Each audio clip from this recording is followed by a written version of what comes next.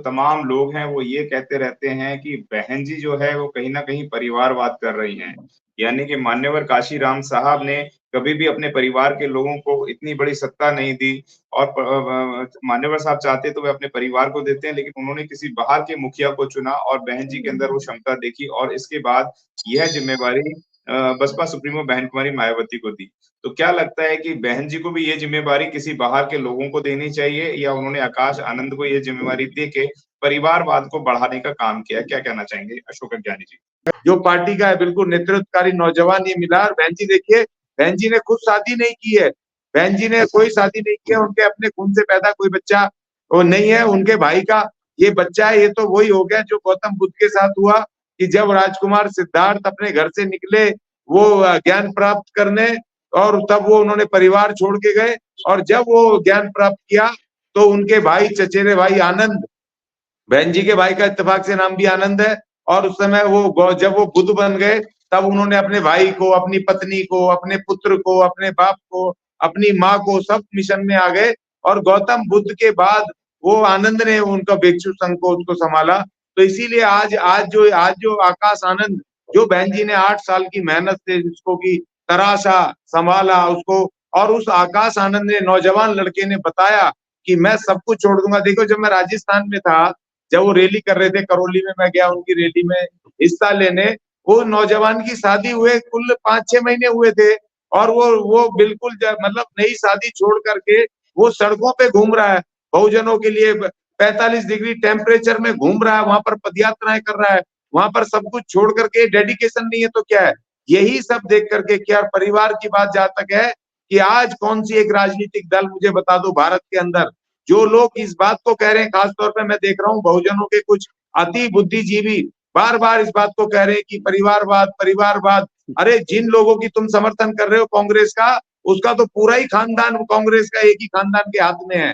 उसमें राहुल गांधी, सोनिया गांधी, वहां पर अब प्रियंका गांधी, ये सब इनके हाथ में है। और जो इंडिया गठबंधन में जितने भी हैं, लालू प्रसाद यादव हो गए, समाजवादी पार्टी हो गए, आरएलडी हो गए, ये तो सब परिवारवाद के, इन्हीं के तो पोते सब बेटे वही तो संभाल रहे हैं। जो उद्धव ठाकरे, बाल ठाकरे के बेटे वही तो संभाल रहे हैं। कौन सा एक पार्टी है? शरद पवार, उनका अपना भतीजा, उनकी अपनी अपनी बेटी, कौन सी एक पार्टी है? और अब तो बीजेपी में भयानक परिवारवाद है कि भैया अब तो देखो नाम के लिए बीजेपी में वो रह गया है, बाकी उसमें जो होम मिनिस्टर है उनका अपना बेटा वो साहब वो क्रिकेट का, उनके जो अपने वो है सिंह साहब है, राजनाथ सिंह जी, उनका बेटा मंत्री संतरी क्या क्या बना रखे हैं। तो अब तो इनमें भी परिवारवाद, कौन सी पार्टी ऐसी परिवारवाद की है? लेकिन सवाल यहाँ पर परिवारवाद का नहीं है, यहाँ बहुजन मूवमेंट का और विचारधारा का सवाल है।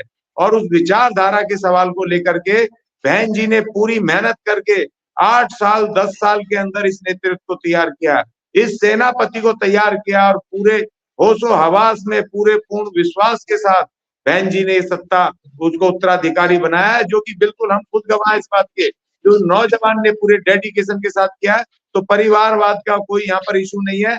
और जिन लोगों को भाई परिवारवाद लगता है तो पहले कांग्रेस छोड़ो, अगर तुम्हें परिवारवाद लगता है तो पहले समाजवादी पार्टी छोड़ो, पहले छोड़ो तुम उसको उद्धव ठाकरे को और छोड़ो इन तमाम पार्टियों को। उधर स्टालिन डीएमके चले जाओ, डीएमके में भी करुणानिधि के बेटे वो स्टालिन है, जो ओबीसी का नेता, बहुत सारे चिल्ला रहे हैं स्टालिन के लिए। तो पहले इन पार्टियों को छोड़ो, फिर बहन जी पे उंगली उठाना। कौन सा दल है भारत के अंदर जिसमें परिवार के बच्चे नहीं आए? क्या आकाश आनंद इस देश का नागरिक नहीं है? क्या आकाश आनंद अनुसूचित जाति का आदमी नहीं है? बहुजन समाज का आदमी नहीं है?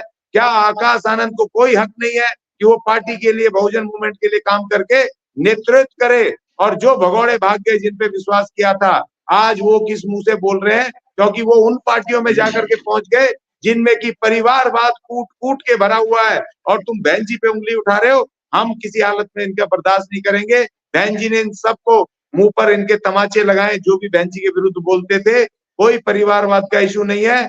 अगर परिवारवाद का इशू है तो पहले तुम उसको बोलना, उनको बुद्ध को के बारे में कि नमो बुद्धाय बोलना छोड़ दो भैया, और इन पार्टियों को छोड़ दो, उसके बाद तुम बहन जी पे उंगली उठाना। मैं परिवारवाद के मामले को खारिज करता हूं और आकाश आनंद को मैं बधाई देता हूं। अगर आपने अभी तक हमारा चैनल सब्सक्राइब नहीं किया है तो सब्सक्राइब करें और घंटी का बटन बिल्कुल भी दबाना ना भूलें ताकि सभी लेटेस्ट खबरें पहुंच सकें आप पे सबसे पहले।